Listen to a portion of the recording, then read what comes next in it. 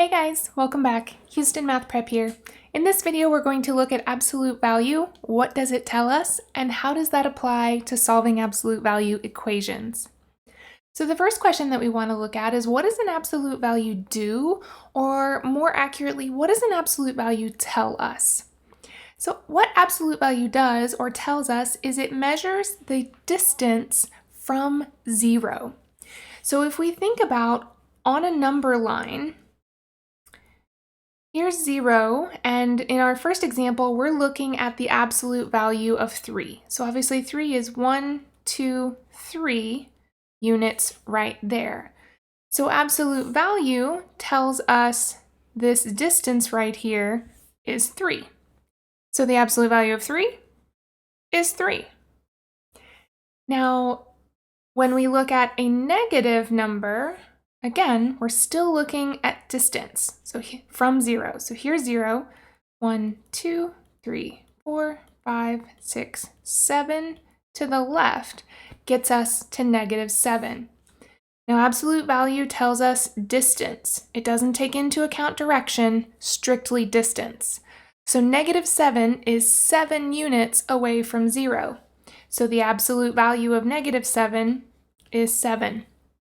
So one thing that you might think about or kind of notice that happens is that the absolute value of a positive number is positive because the distance and the number are the same.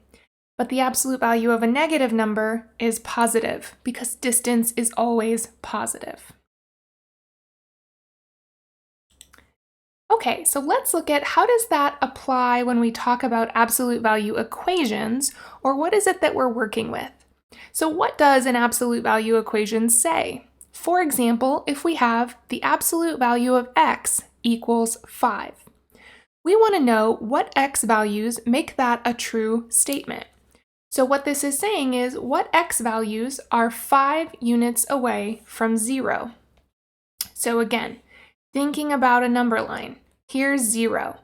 Well, certainly we know that 1, 2, 3, 4, 5 is 5 units away from 0. We know that is a distance of 5 units. But we can also go the other direction on the number line, 1, 2, 3, 4, 5 to the left, which gets us to -5. So -5 also has an absolute value of 5. So the solutions here are x equals 5 and -5. So we have more than one solution, and every time that we work with an absolute value equation, remember, we're thinking what values of x are that distance away from x. We're always going to get 2 solutions. All right, we'll see more examples in coming videos. Until then, catch you next time.